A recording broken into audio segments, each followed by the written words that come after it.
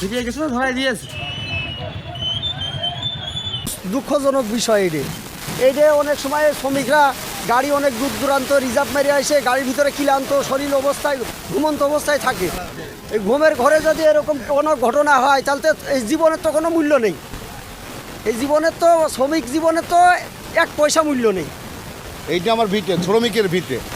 এই শ্রমিকের ভিটের পরে যদি আমাদের আগুন দিয়ে এভাবে মারতে পারে, পুরাতে পারে, তাই এই দেশ আমরা মনে করি স্বাধীন না, আমরা স্বাধীন না।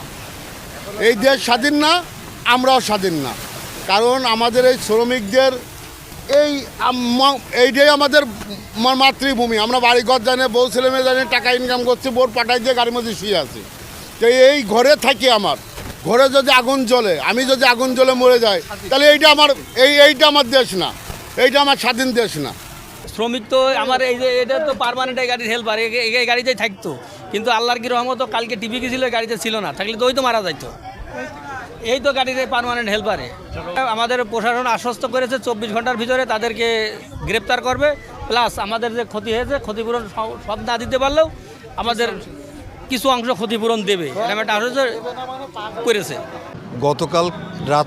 গত রাতে ঝিনেদা কেন্দ্রীয় বাস টার্মিনালে যে ন্যাক্কারজনক ঘটনাটা ঘটেছে, 3টা বাসে গভীর রাতে যখন সবাই ঘুমে, এমন সময় 3টা বাসে যে কোনো দুর্বৃত্তকারীরা এসে অগ্নিসংযোগ করেছে, 3টা বাস পুড়ে গেছে। আর পরবর্তীতে পুলিশ এবং ফায়ার সার্ভিস এসে আগুন নিয়ন্ত্রণে আনে।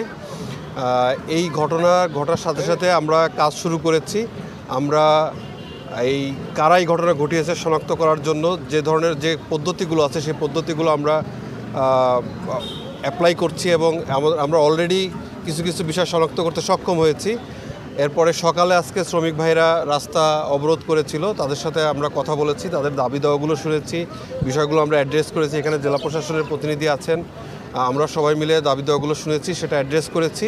এখন ওনারা রাস্তাটা ব্যারিকেডটা খুলে দিয়েছেন। আমরা দ্রুততম সময়ের মধ্যে এই দুর্বৃত্ত যারা এই ঘটনা ঘটিয়েছে তাদেরকে আইনের আওতায় আনবো এবং ভবিষ্যতে যেন এই ধরনের ঘটনা কেউ ঘটাতে না পারে সেজন্য যে প্রিকশনসগুলো আছে সেগুলো আমরা গ্রহণ করব।